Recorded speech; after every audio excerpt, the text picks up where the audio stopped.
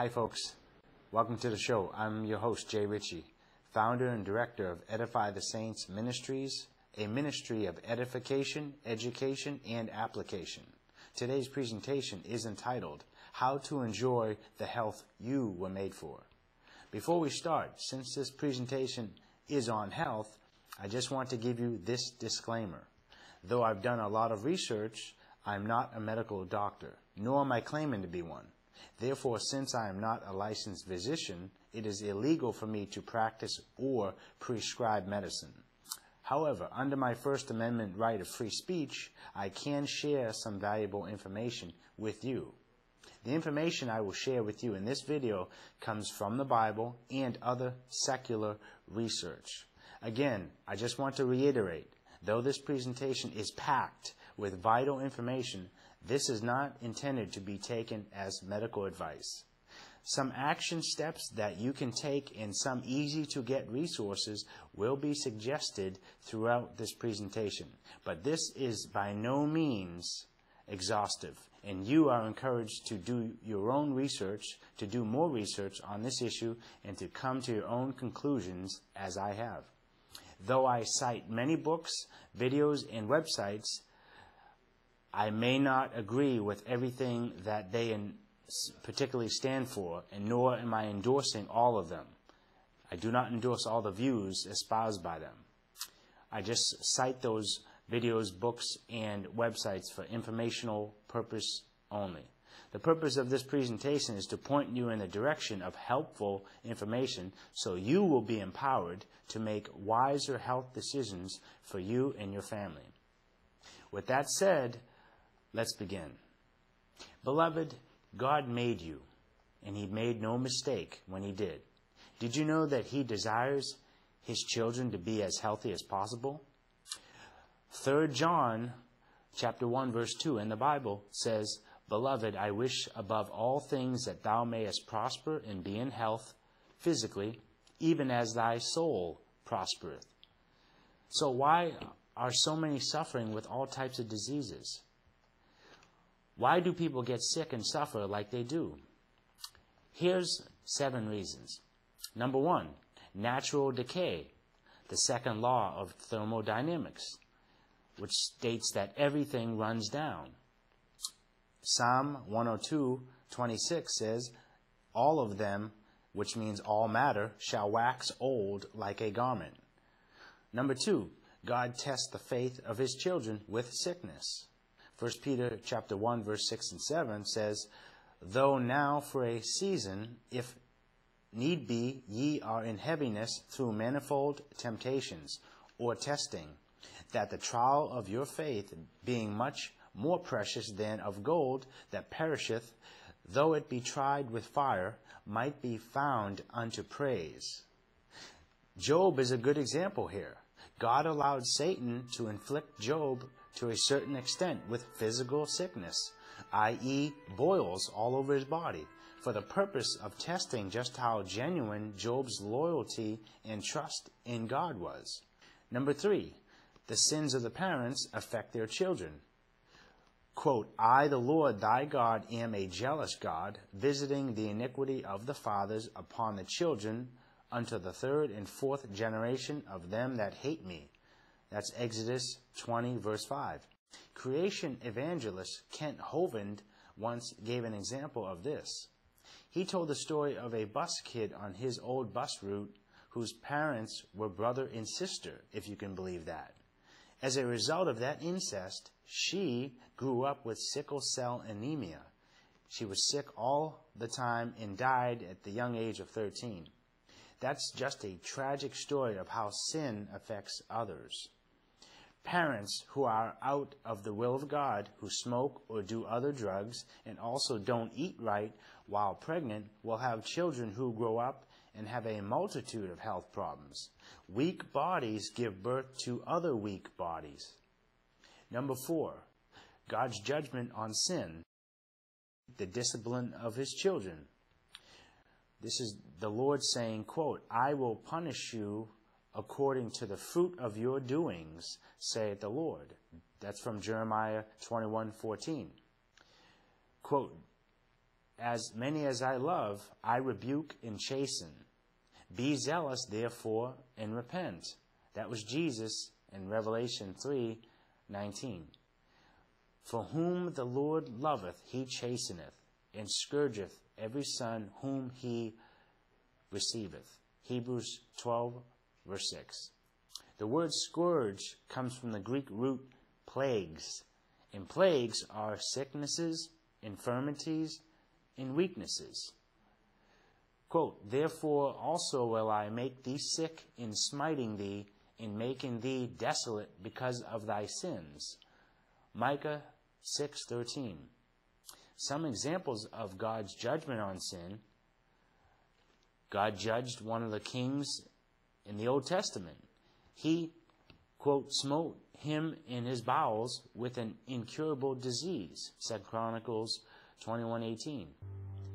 In Acts 12:21-23, God smote King Herod for parading around as if he was God instead of giving God the glory.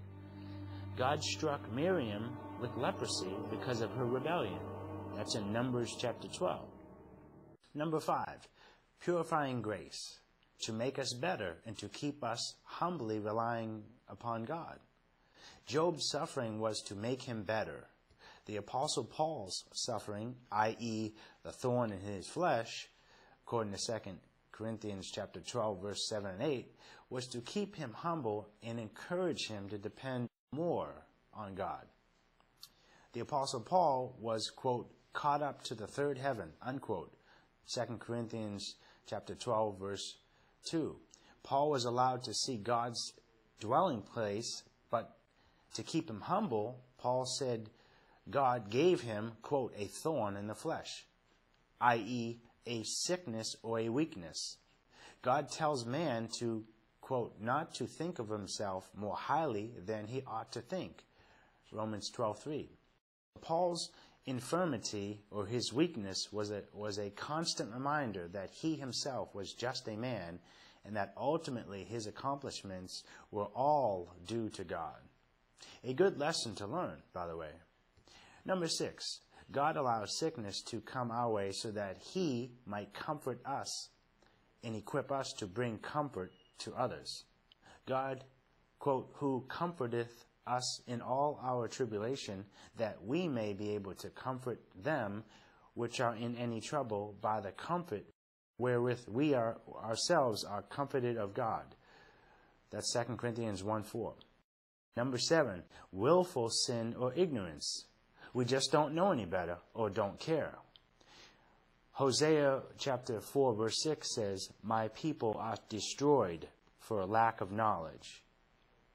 There are so many things you can do to destroy a car just through ignorance or neglect. If the car's oil light comes on, indicating that it needs some oil, you have two options.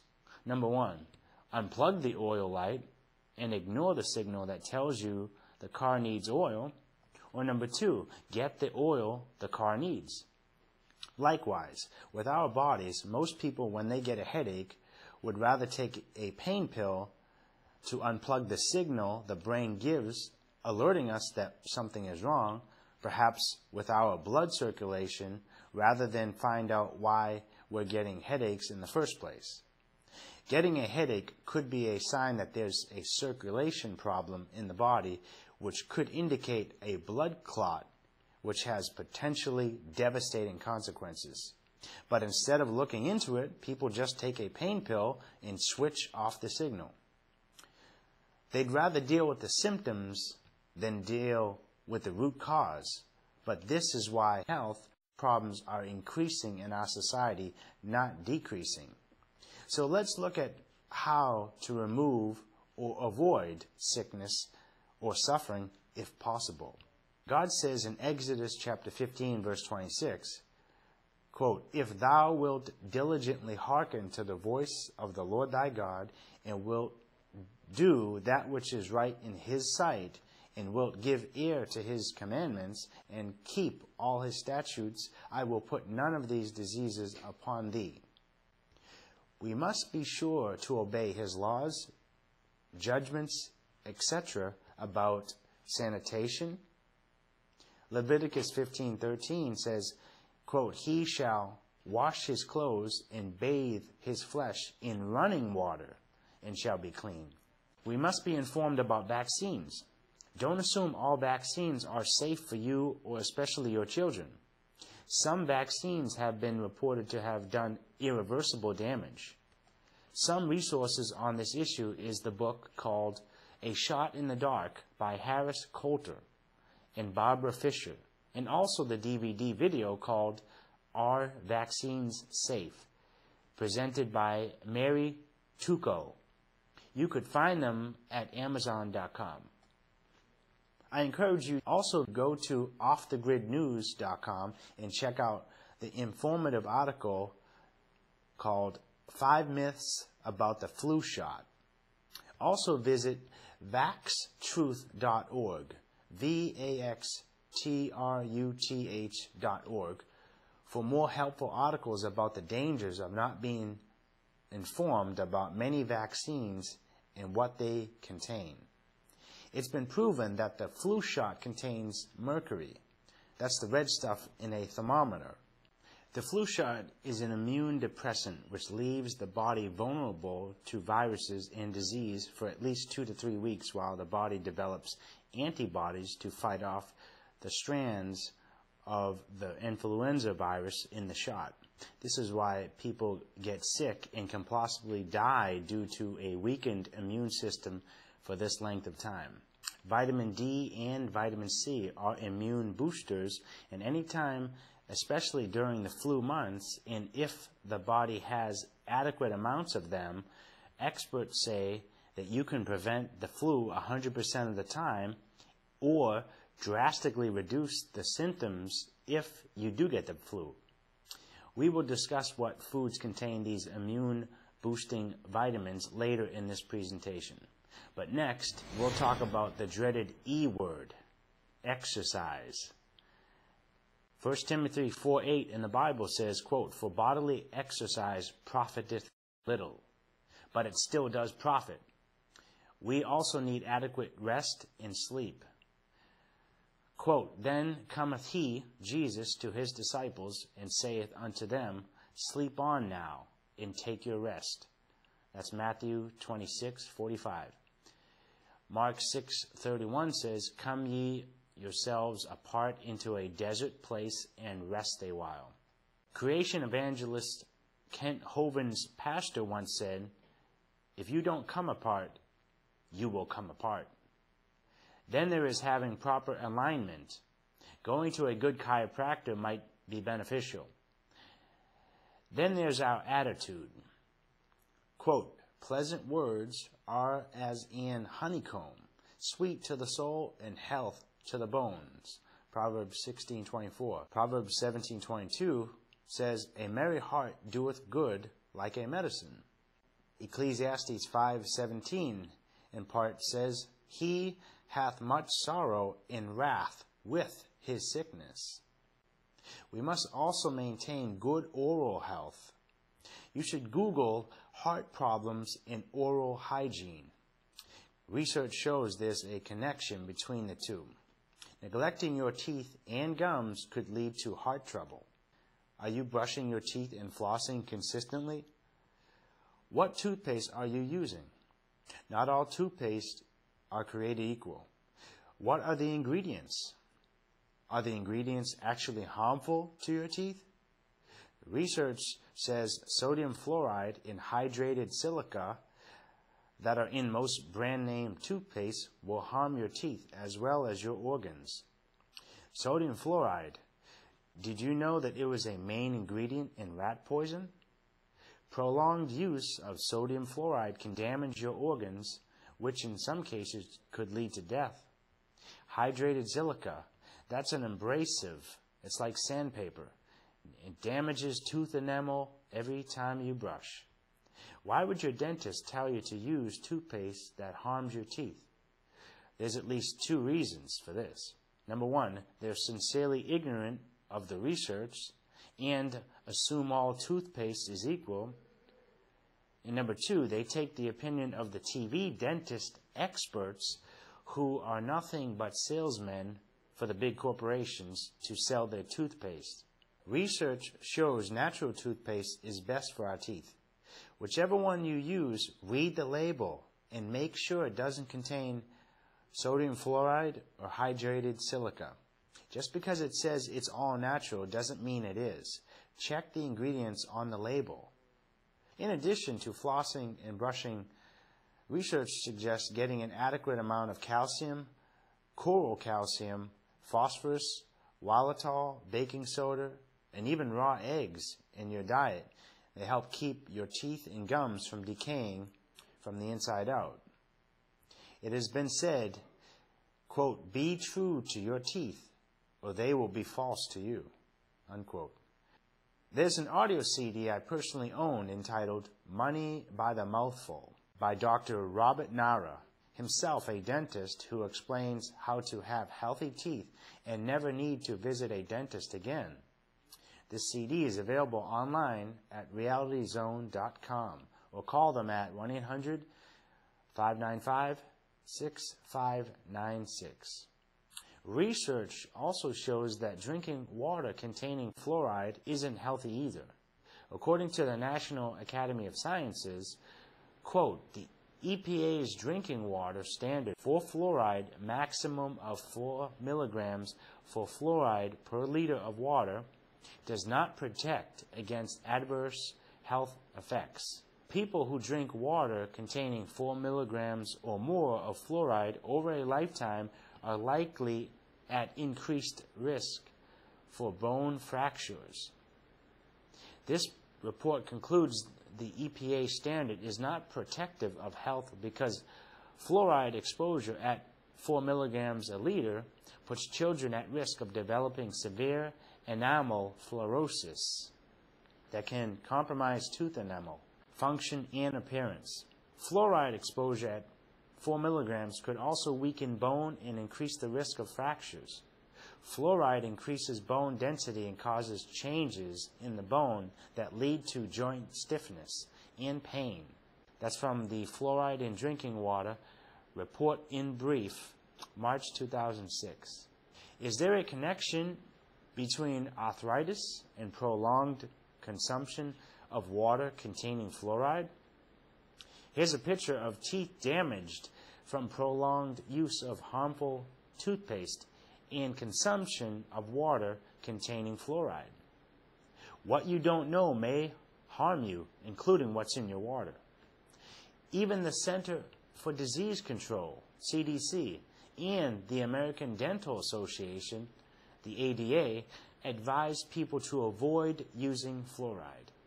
Here's a quote from this article posted by Dr. Joseph Mercola. Quote, "A new study in the Journal of the American Dental Association finds once again that contrary to what most people have been told, fluoride is actually bad for teeth," unquote. The full article can be read at his website, www.mercola.com.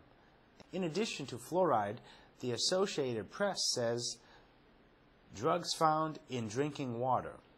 The following quotes are from the AP story. Quote, "A vast array of pharmaceuticals, including antibiotics, anticonvulsants, mood stabilizers, and sex hormones, have been found in the drinking water supplies of at least 41 million Americans," an Associated Press investigation shows. Over time, humans could be harmed by ingesting drinking water contaminated with tiny amounts of pharmaceuticals. How do the drugs get into the water? People take pills. Their bodies absorb some of the medication, but the rest of it passes through and is flushed down the toilet. The wastewater is treated before it is discharged into reservoirs, rivers, or lakes. Then some of the water is cleansed again and piped to consumers. But most treatments do not remove all drug residue. The federal government doesn't require any testing and hasn't set safety limits for drugs in water. Our tax dollars at work. Would Big Pharma have anything to do with this? Continuing with the article, quote, ask the pharmaceutical industry whether the contamination of water supplies is a problem, and officials will tell you no. In several cases, officials at municipal or regional water providers told the AP that pharmaceuticals had not been detected, but the AP obtained the results of tests conducted by independent researchers that showed otherwise. Looks like a cover-up. There's a growing concern in the scientific community, meanwhile, that certain drugs or combinations of drugs may harm humans over decades, perhaps subtly stirring allergies or nerve damage.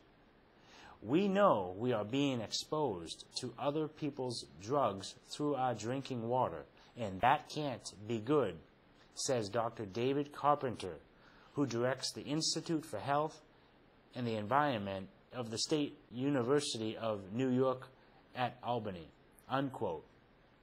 You can go to www.usatoday.com and look up AP drugs found in drinking water to read the full story. FoxNews.com also reported on drugs being found in our drinking water.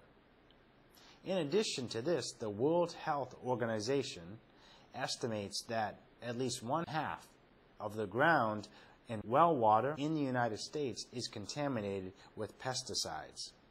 Consuming pesticides can seriously damage internal organs, cause the onset of cancer, and even lead to death. It is wise to test the quality of your drinking water for harmful elements. You can find a water quality testing kit at many hardware or home remodeling stores. It is also important to invest in quality water filters, ones that can filter out fluoride, chlorine, bacteria, contaminants, and pharmaceutical drugs, if possible. You may find all kinds of quality filters at sites like purewaterfreedom.com, filterwater.com, and Amazon.com, as well as other websites. If you cannot afford to get a fluoride filter now due to financial reasons, then according to information on sites like AlignLife.com, consuming apple pectin, chlorella, parsley, turmeric, cilantro, and vitamin C, other than the ascorbic acid form, will rid the fluoride you're exposed to from your body and could also offset some of the harmful side effects from the chlorine and pharmaceutical drugs also found in our water. Since we're on the subject of drinking water, let's talk about dehydration, which occurs in the body from a water deficiency. Some symptoms of dehydration are thirst, feeling hungry, when your body may actually be craving more water and not more food, urine that is not clear, dry mouth, muscle cramps, nausea, headache, which may be a sign that your body needs more water and not necessarily a Tylenol or headache medicine. In addition to simply not drinking enough water, beverages such as soda, juice, and some so-called vitamin water and other sugar drinks will not hydrate the body but will actually dehydrate you. Dehydration also leads to a loss of electrolytes. According to symptomsofdehydration.com, quote, when a person becomes dehydrated, they have also lost electrolytes, so it is very important to replenish them along with water. The type of electrolytes needed for rehydration are sodium and potassium salts, usually found in sports drinks like Gatorade and pediatric formulas like Pedialyte, unquote. They also said if Gatorade or Pedialyte weren't available after you rehydrate your body with water, follow that up with a salty snack or a light meal. Naturally, then the question arises, if not drinking enough water leads to dehydration, how much water should a person drink? That's a good question. According to watercure.com, quote, To better determine how much water you need each day, divide your body weight in half. The answer is the approximate number of water ounces you should drink daily. You should drink half of your body weight in ounces. If you weigh 200 pounds, you should drink 100 ounces of water, unquote. This amounts to approximately 8 to 10 8-ounce cups of water for the active average person. Some water experts even believe that you should drink an 8-ounce cup of water in the morning when you get up before eating breakfast to flush out the system and rehydrate after hours without water during the night. Then we can ask, what kind of water is the best to drink for optimal health? Well, according to bodyecology.com, the best water to drink is that which is naturally clean, pure, and full of naturally occurring minerals, which would include well water, natural spring water or artesian water, and mineral water. This website says, quote, all of the types of water mentioned above have essential minerals and nutrients like magnesium, potassium, and sodium. Minerals are important for nearly every function in your body, unquote.